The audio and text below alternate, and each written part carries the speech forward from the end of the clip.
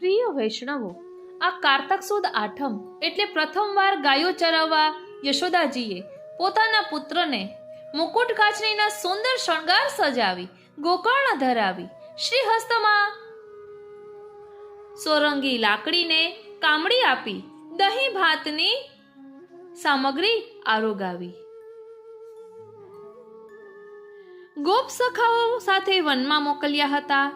હવેલીઓમાં ગાયોના ચિત્રવાળી આકર્ષક પીછવાઈ અને ખેલવાની ચાંદી અને લાકડાની ગાયોના જૂથો પ્રભુ સાનિધ્યમાં મુકાય છે અને તે દિવસે મુગુટના છેલ્લા શ્રૃંગાર થાય છે. નંદાલયમાં શ્રૃંગાર દર્શન સમયે યશોદા માતાની ભાવનાથી આરતી ઉતરે છે. નિકુંજ લીલામાં પ્રભુ ગાયો ચરાવવાના નિમિત્તે નિત્ય સિદ્ધ ભક્તોને પશુ પક્ષી ગોપ ગોપીજનો અને ગાયોને રસદાન કર્યું. પ્રથમ ગાયો ચારવા વનમાં નંદગામની પાસે 13 કદમ સ્થળે પધાર્યા હતા. ત્યારબાદ મધુવન કુમુદવન વગેરે સ્થળોએ ગોચારણ લીલા કરી છે અને નિજ ભક્તોને રસદાન દીધા.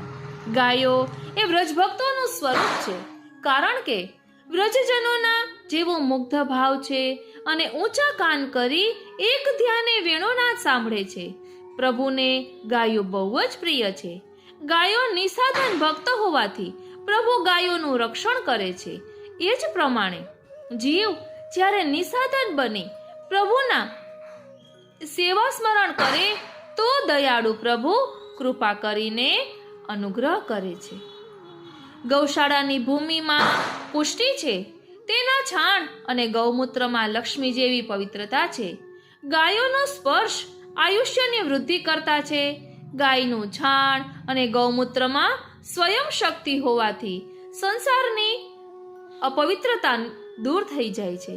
ગૌચારણનો ભૌતિક ભાવ ગાયો ચારવી તે છે, પરંતુ આધ્યાત્મિક ભાવ તો ગો એટલે ઇન્દ્રિયો અને ચારણ એટલે પોષણ એ ભાવથી પ્રભુ અંગીકૃત જીવોને વિરહદાન દેવા માટે ગાયો ચારવા વનમાં પધારે છે. પ્રભુ જ્યારે ગાયો ચરાવી વેણો બજાવતા વનમાંથી પાછા નંદગાંવમાં પધારે છે ત્યારે કોઈ દૈવી જીવને દર્શન થાય માટે ગોપાષ્ટમીએ ભક્તો ગાયોના ધણની સામે જઈ યથાશક્તિ લાડવા ધૂલી વગેરે ખવડાવે છે. ગાયના ગળામાં વિષ્ણુ, મુખમાં રુદ્ર, પીઠના ભાગમાં બ્રહ્મા, મધ્ય ભાગમાં સર્વ દેવતા, રૂવાટામાં મહર્ષિગણ, પુચ્છમાં અનંત નાગ, મૂત્રમાં ગંગા આદિ નદીઓ, છાણમાં લક્ષ્મી જેવી શુદ્ધતા, નેત્રમાં સૂર્ય ચંદ્રનું સ્થાન એ ભાવથી ગાયની પૂજા સર્વશ્રેષ્ઠ રીતે કરાય છે. ગાયનું પ્રાકટ્ય ભગવાનના હૃદયમાંથી થયું છે. ધ્યાન આપજો, ગાયનું પ્રાકટ્ય ભગવાનના હૃદયમાંથી થયું છે. જ્યાં ગાય ત્યાં ભગવાન, જ્યાં ભગવાન ત્યાં ગાય. જ્યાં ગાયનો વાસ હોય ત્યાં પવિત્રતા સાત્વિકતા હોય જ. પ્રભુ સાથે સંકળાયેલ દરેક બાબતમાં ગાયનો વાસ રહેલો છે.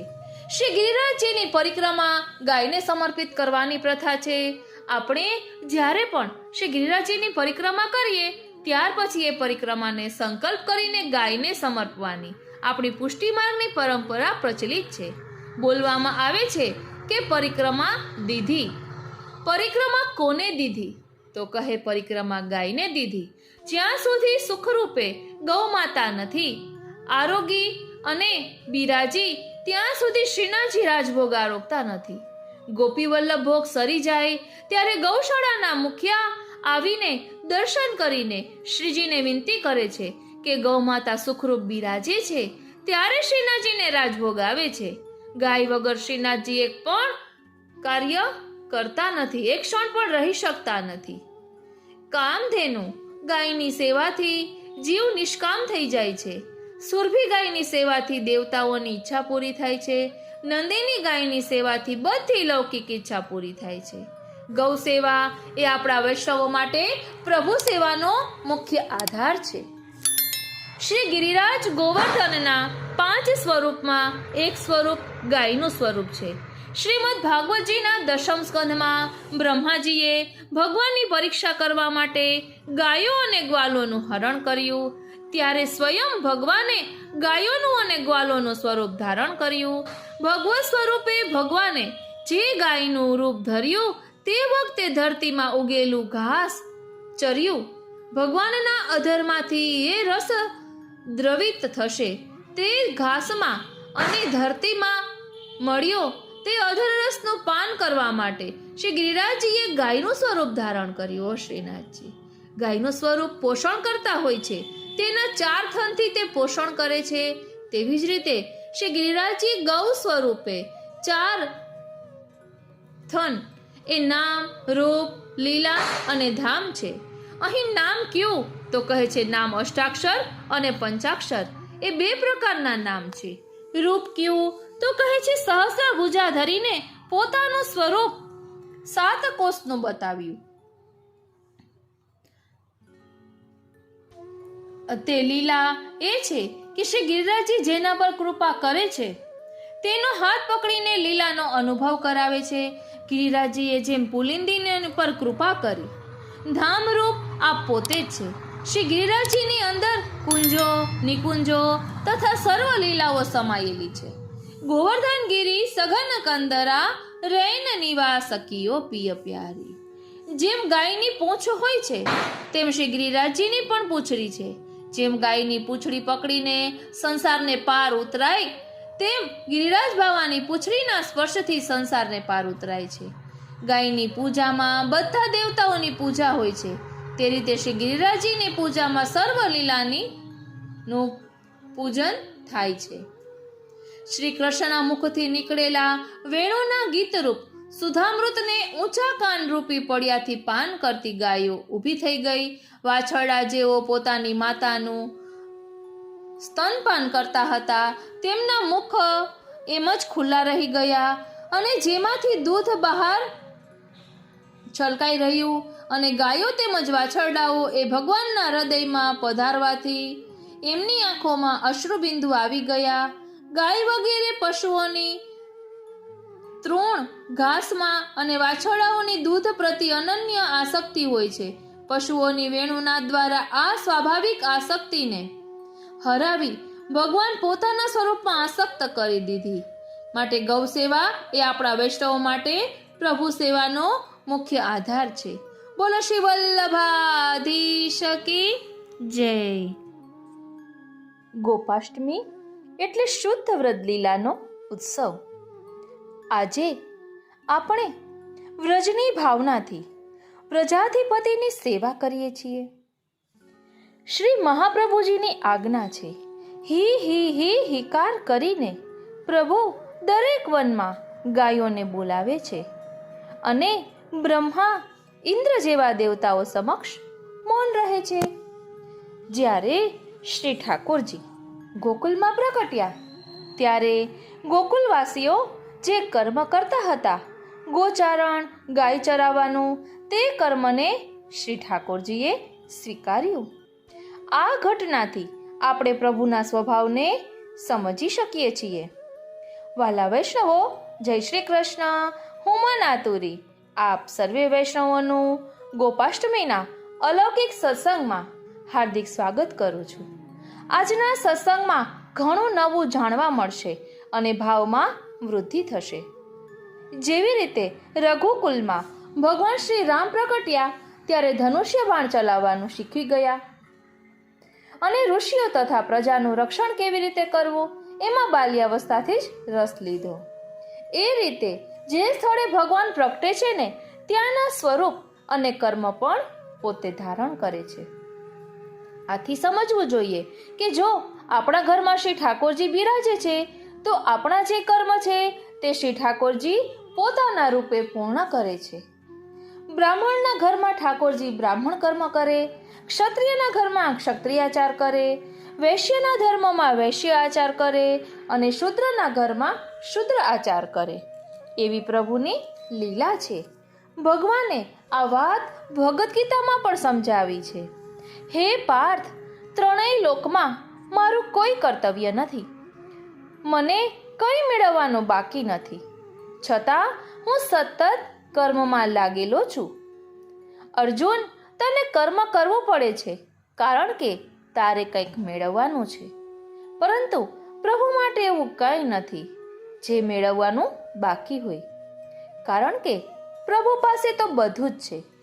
તેમને કંઈ પ્રાપ્ત કરવાનું રહેતું નથી અને કશું ઉપજાવવું પણ નથી. પ્રભુ તો માત્ર ઈચ્છા કરે અને સમસ્ત સૃષ્ટિ પ્રકટ થઈ જાય. ભ્રુભંગેથી સૃષ્ટિ નિપની અતિ સુંદર બ્રહ્માંડ. તેથી તેઓને કર્મ કરવાની જરૂર નથી, પણ લોક શિક્ષા માટે તેઓ પોતે કર્મ કરે છે. ભગવાને કહ્યું, જો હું કર્મ ન કરું તો લોકો પણ કર્મ ન કરે. હું કર્મ કરું છું જેથી જગતનું કલ્યાણ થાય, કારણ કે જો હું ના કરું તો દુનિયા વિખરાઈ જાય. આથી પ્રભુ પોતે કર્મનું આચરણ કરે છે. તેથી ભક્તો માટે આદર્શ સ્થાપે છે. જેમ સંત કહે છે, અજગર કરે ન ચાકરી, પંખી કરે ન કામ, દાસ મલુકા કહે ગયા, બધાના દાતા રામ. સાચું છે કે રામ બધાના દાતા છે, પરંતુ એનો અર્થ આળસ નથી. પ્રભુ પર પૂર્ણ વિશ્વાસ રાખીને બેઠા રહેવું એ તો વિરલ યોગીઓનું કામ છે. તેથી પ્રભુ કહે છે, ભક્તો માટે ઉદાહરણરૂપ બનીને હું પણ કર્મ કરું છું અને વ્રજમાં તો એ કર્મને લીલા રૂપે પ્રકટ કરી બતાવ્યું છે. હું ગ્વાલબાલોમાં જન્મ્યો છું તો ગોચારણ એટલે કે ગાય ચરાવવાનું એ મારી લીલા છે. સુરદાસજી કહે છે, અનુદિન ગૈયા ચારી, એટલે પ્રભુ તો દરરોજ ગાયોને ચરાવે છે. આથી ગોપાષ્ટમી એ ઉત્સવ છે જ્યાં પ્રભુએ બતાવ્યું કે હું મારા ભક્તોની વચ્ચે રહી તેમના સ્વરૂપ પ્રમાણે વર્તીશ અને એ જ મારી લીલા છે. આને શ્રી મહાપ્રભુજી ભક્ત અનુરૂપતા કહે છે. પ્રભુ જ્યારે ભક્તને અનુરૂપ થાય છે ને, ત્યારે પણ પ્રભુ અનુરૂપ બનવા યોગ્ય બને છે.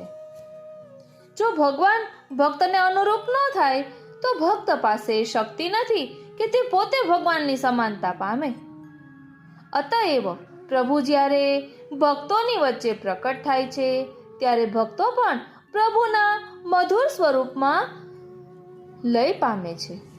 પદ છે ને, પ્રથમ ગોચારણ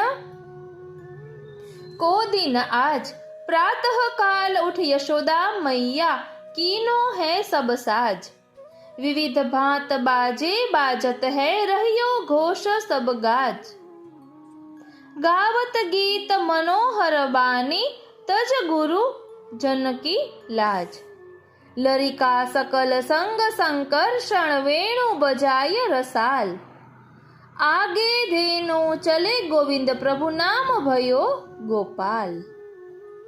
એટલે પ્રથમ તો ગોચારણનો દિવસ છે આજે. સવારે વહેલી યશોદા મૈયાએ સૌ શણગાર તૈયાર કર્યા. વિવિધ પ્રકારના વાદ્યો વાગે છે. આખું વ્રજગામ ગુંજી રહ્યું છે. ગોપીઓ મોહક ગીતો ગાઈ રહી છે. લાજ છોડીને બધા પ્રેમમાં લીન થયા છે.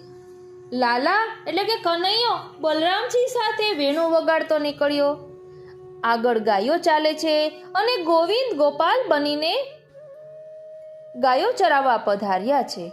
એટલે જ કહ્યું છે ને, આગે ગાય પાછે ગાય, ઈત ગાય ऊत गाय, गोविंद को गायन में बस वोई भावे, गायन के संग धावे, गायन में सचुपावे, गायन की खुर रेणु अंग लपटावे, गायन सोव्रज छायो वैकुंठ बिसरायो, गायन के हेत कर गिरी ले उठावे, छी स्वामी गिरधारी विठलेश वपुधारी, गायन को भेख धरे गायन में आवे.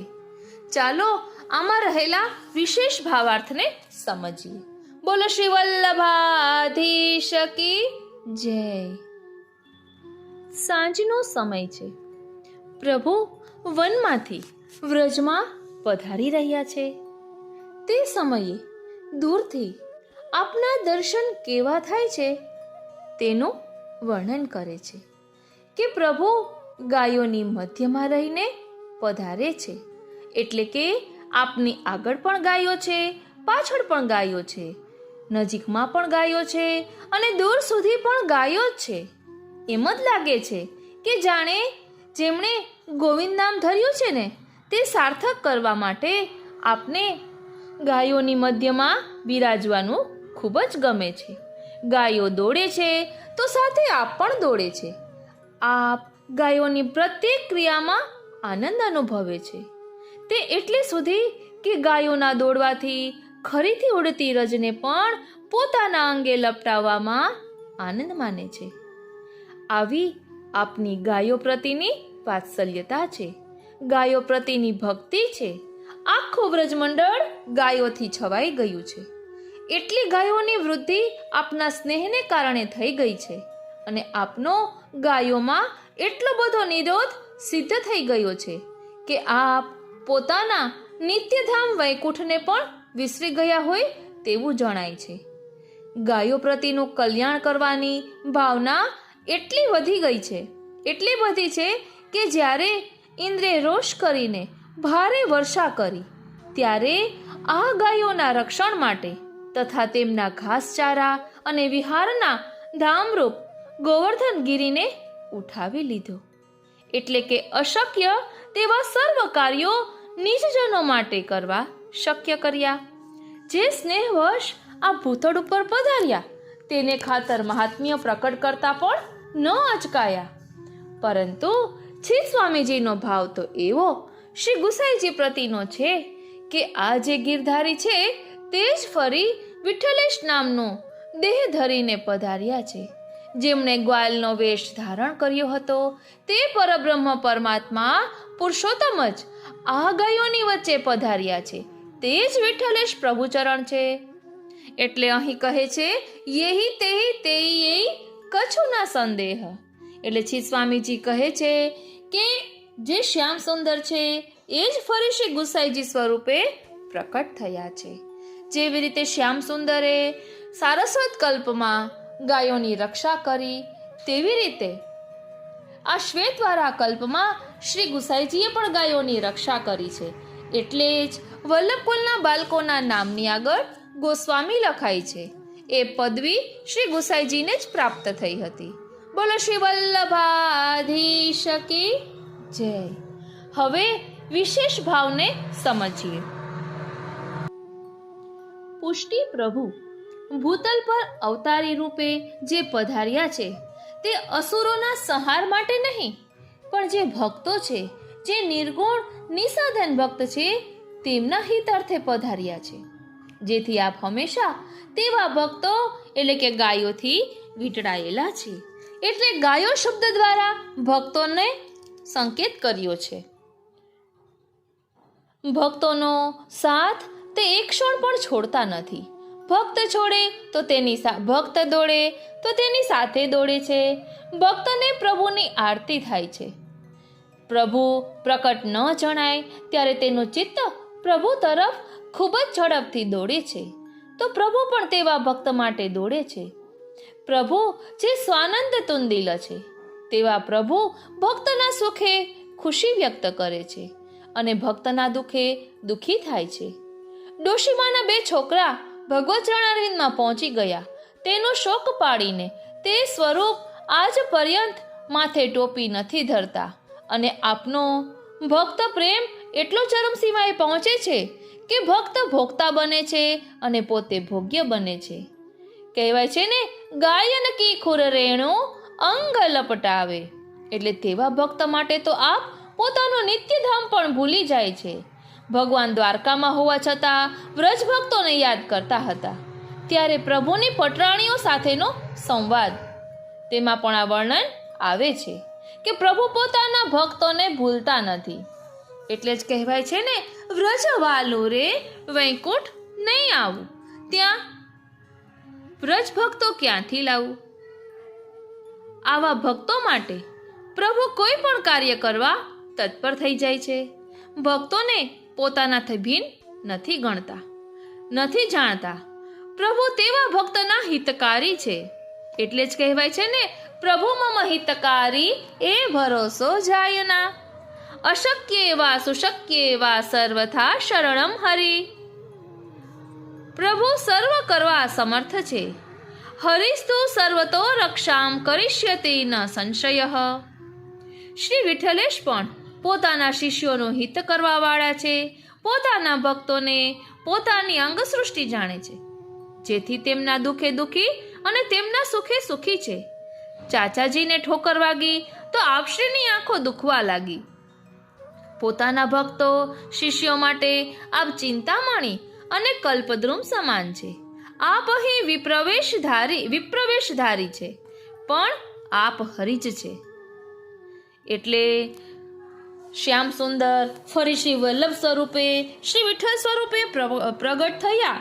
આપે ભૂતલ પર વિપ્ર એટલે કે બ્રાહ્મણનું રૂપ ધારણ કર્યું.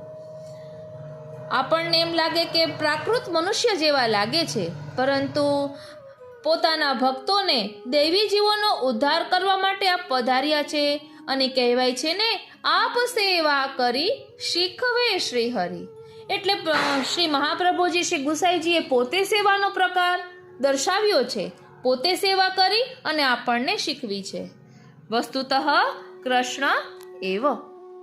બોલો શ્રી વલ્લભાધીશ કી જય. પ્રિય રસિકજનો, અહીં કહ્યું છે ને કે વૈષ્ણવના જીવનનો આધાર એ ગૌ સેવા છે. તો વૈષ્ણવ કોને કહેવાય? કહેવાય છે ને, વૈષ્ણવ જન તો તેને કહીએ જે પીડ પરાઈ જાણે રે.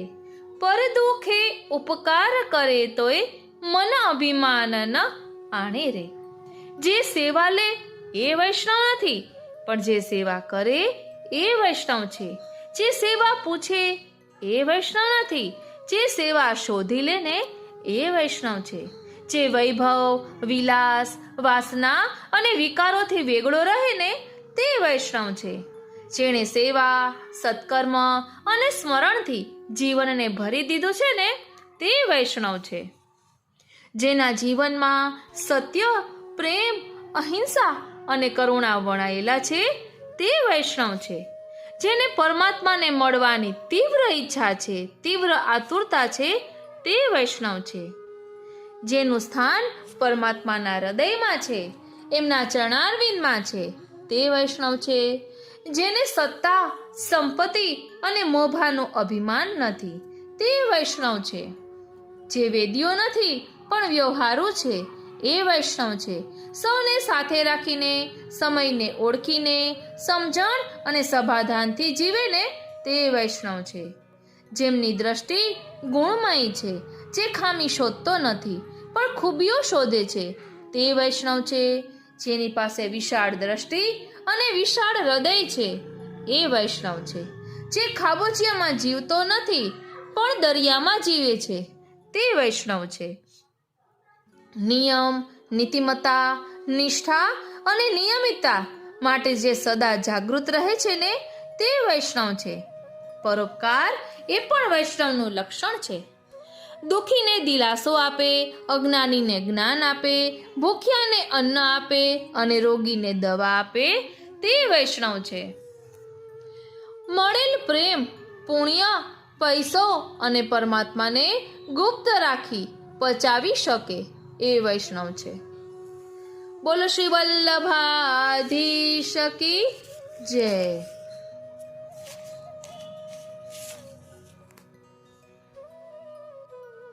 તો ચાલો ને આવા સીધા સાધા પરમ વૈષ્ણવો, પુષ્ટિ વૈષ્ણવોને વંદન કરીએ.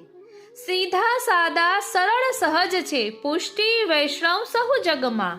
શ્રી કૃષ્ણ ભક્તિમાં ભાવ સભર છે પુષ્ટિ વૈષ્ણવ સૌ જગમાં. શ્રી વલ્લભ પ્રભુએ શરણે લીધા, ગૃહ સેવા પધરાવી દીધી. લાલનને નિત લાડ લડાવે પુષ્ટિ વૈષ્ણવ સૌ જગમાં. શ્રીનાથજીના શરણે રહેતા દ્રઢ આશ્રયથી સદા સર્વદા. અન્યાશ્રય તો કદી ન કરતા પુષ્ટિ વૈષ્ણવ સૌ જગમાં. સેવા, સત્સંગ, સ્મરણ, સુભગતા ધન્ય ત્રિવેણી સરિતામાં. તન મન ધનન્યો છાવર કરતા પુષ્ટિ વૈષ્ણવ સૌ જગમાં. શ્રીજી શ્રી યમુના વ્રજભૂમિ ગિરિરાજ શ્રી વલ્લભ શાહ. પંચ તત્વ પાવક જે સેવે પુષ્ટિ વૈષ્ણવ સૌ જગમાં. કોટિ કુસુમાયુધ તેજસ્વી શ્રી કૃષ્ણ પ્રભુનું રમ્ય સ્વરૂપ નિષદિન નિજ હૃદયે પધરાવે પુષ્ટિ વૈષ્ણવ સૌ જગમાં શાણા સેવક શ્રીનાથજીના સૌમ્ય સદા સદગુણવાળા વ્રજભૂષણ પ્રભુના ગુણ ગાતા પુષ્ટિ વૈષ્ણવ સૌ જગમાં ગરવી અમ ગુજરાતનું ગૌરવ ધન્ય સદા પુષ્ટિ જન છે સ્વર્ણિમ વર્ષે કવિ સરાહે પુષ્ટિ વૈષ્ણવ સૌ જગમાં બોલો શ્રી વલ્લભાધીશ કી જય. પ્રિય વૈષ્ણવો, આપણે સ્કૂલમાં ભણતા ને ત્યારે કવિતા આવતી, જીવન અંજલિ થાજો મારું જીવન અંજલિ થાજો, દિન દુખિયાના આંસુ લોતા અંતર કદી ના ધરાજો મારું જીવન અંજલિ થાજો. તેમાં એમ પણ હતું, શ્રદ્ધા કેરો દીપક મારો નવ કદી ઓલવાજો મારું જીવન અંજલિ થાજો.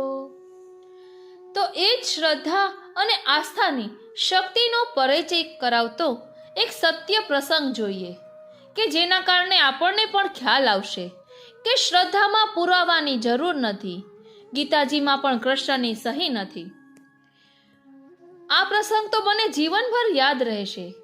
મારા એક દૂરના કાકા વિજ્ઞાનના પ્રાધ્યાપક, આધુનિક વિચારો ધરાવે, દરેક બાબતને વિજ્ઞાનની દ્રષ્ટિથી જુએ, ઈશ્વરમાં જરાય આસ્થા નહીં, ધર્મ કર્મમાં વિશ્વાસ નહીં, દુનિયામાં બધું વિજ્ઞાન આધારિત છે તેમ જ માને. એક દિવસ એમનો દીકરો મોટર અકસ્માતનો ભોગ બન્યો. અકસ્માત ગંભીર હતો. હોસ્પિટલમાં આઈસીયુમાં જિંદગી અને મોતની વચ્ચે ઝઝૂમી રહ્યો હતો. અમે બધા હોસ્પિટલમાં જ હતા. એ પ્રાધ્યાપક ડોક્ટરોને સતત દબાણ કરી રહ્યા હતા કે મારા દીકરાને કોઈ પણ હિસાબે બચાવી લો, ભલે ગમે તેટલો ખર્ચ થાય. ડોક્ટરોએ કહ્યું, ઈશ્વર ઉપર ભરોસો રાખવાની વાત કરી તો તેઓ ગુસ્સે થઈ ગયા. અમે એમને માંડ માંડ શાંત કર્યા. થોડીક વારમાં એક બહેન આવ્યા. હોસ્પિટલના મંદિરમાં પૂજા કરી પ્રસાદ લઈને તેઓ આવ્યા હતા. એમણે અમને બધાને પ્રસાદ આપ્યો. અમે તો લીધો, પણ કાકાએ પ્રસાદે ન લીધો. ભાઈ, મને આ હોસ્પિટલમાં આવે ઘણા દિવસ થઈ ગયા છે. હું દરરોજ ખૂબ જ શ્રદ્ધાથી ભગવાનની પૂજા કરીને આરતી કરું છું, એ વિશ્વાસથી કે પ્રભુની કૃપાથી મારા પતિ જલ્દી સાજા થઈ જાય. આપ આ પ્રસાદનો સ્વીકાર ન કરશો એ મારી શ્રદ્ધાનું પ્રતીક છે. એટલે કે આપ એનો અસ્વીકાર ન કરો, પ્રસાદ લઈ લો, એ મારી શ્રદ્ધાનું પ્રતીક છે. બહેને ખૂબ આજીજી કરી, પરંતુ કાકાએ પ્રસાદ ના લીધો. જેમ તેમ કરી સવાર પડી. ડોક્ટરોએ કહ્યું, સારા સમાચાર છે, તમારો દીકરો હવે ભયની બહાર છે. અમે બધા ખુશ થયા. ચાલો, મુશ્કેલી ટળી. કાકાના મોં ઉપર પણ પ્રસન્નતા હતી. બીજે દિવસે પણ પેલા બેન પૂજા કરી પ્રસાદ આપવા માટે આવ્યા. કાકાએ આજે પણ આનાકાની કરી. ત્યાં એક નર્સ આવી. તેણે કહ્યું, તમને ખબર છે, કાલે આપે પ્રસાદ ન લીધો હતો તો આ બહેને આખી રાત ભૂખ્યા તરસ્યા રહી મંદિરમાં બેસીને પૂજા કરી અને આપના પુત્ર માટે તેને જલ્દી સારું થાય તે માટે સતત પ્રાર્થના કરી છે. એ તો આ બહેનનું તપ હતું કે જેથી તમારો પુત્ર બચી ગયો. બાકી આ જમાનામાં કોણ પારકા માટે આટલું બધું કરે? અમે આ સાંભળીને ગદગદ થઈ ગયા. કાકાને પણ આ બહેનની આસ્થા અને પૂજા પ્રાર્થના ઉપર જાણે વિશ્વાસ બેસવા માંડ્યો. એમણે માફી માંગી અને પ્રસાદનો સ્વીકાર કર્યો. પોતાની ભૂલ સમજાતા કહ્યું, આ આસ્થા જ પથ્થરમાં પ્રભુ પ્રગટાવે છે. થોડા દિવસ પછી મેં જોયું તો કાકા પોતાના પરિવાર સાથે મંદિરમાંથી દર્શન કરી પાછા આવી રહ્યા હતા. મને કહે, ભાઈ, હવે જલ્દી શ્રી ઠાકોરજી પધરાવી સેવા કરવી છે. મને એ દિવસે શ્રદ્ધા અને આસ્થાની શક્તિનો પરિચય થયો. એટલે જ કહ્યું છે ને કે શ્રદ્ધામાં પુરાવાની જરૂર નથી, ગીતામાં કૃષ્ણની સહી નથી. ભલે ગીતાજીમાં સહી ના હોય, પરંતુ આપણને ખબર છે ને કે સ્વયં ભગવાન કૃષ્ણએ એ ગીતાજી કહેલી છે અને લખેલી છે. બોલો શ્રી વલ્લભાધીશ કી જય. આ રીતે શ્રદ્ધા અડગ હોવી જોઈએ. ઓ શ્રીનાથજી, ઓ શ્રીનાથજી. આ ગોપાષ્ટમીના પાવન પર્વ પર આપણે ગોપાલ ગાયોના રક્ષક એવા શ્યામ સુંદરની સ્તુતિ એક નવા જ રૂપમાં કરીએ. પૂજ્યપાદ ગોસ્વામી 108 શ્રી ગોકુલેશ બાવાશ્રી જૂનાગઢવાળા એમનું રચેલું આ ધોળ છે. ભજમન ગોવિંદ ગોપાલ. એટલે હવે આને ધોળ કહેવાય, ભજન કહેવાય, કીર્તન કહેવાય, એમાં મને કંઈ ખબર પડતી નથી, પરંતુ આપણે એ સ્તુતિના રૂપમાં લઈએ. ભજમન ગોવિંદ ગોપાલ, ભજમન ગોવિંદ ગોપાલ. છૂટી જગની જંજાળ, ભજમન ગોવિંદ ગોપાલ. પુનિત થાય કાલ, ભજમન ગોવિંદ ગોપાલ. તૂટી માયાની ઝાડ, ભજમન ગોવિંદ ગોપાલ. દૂર થાય કલીની કપટી ચાલ, ભજમન ગોવિંદ ગોપાલ. બને ભક્તની ઢાલ, ભજમન ગોવિંદ ગોપાલ. છોડી તૃષ્ણાનો તાલ, ભજમન ગોવિંદ ગોપાલ. થાય પ્રભુ સાથે વેવી શાળ, ભજમન ગોવિંદ ગોપાલ. છોલી નાખો અવિદ્યાની છાલ, ભજમન ગોવિંદ ગોપાલ.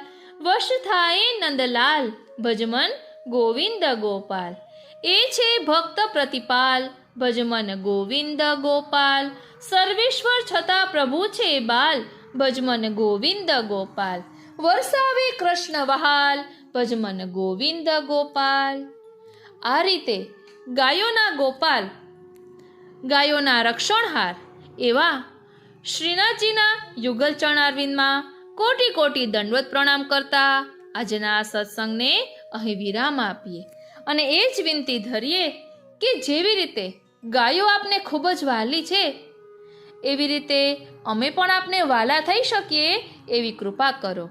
કારણ કે ઠાકોરજી કહે છે ને, ગૈયા લગે મોહે પ્યારી જગ પાલનહારી.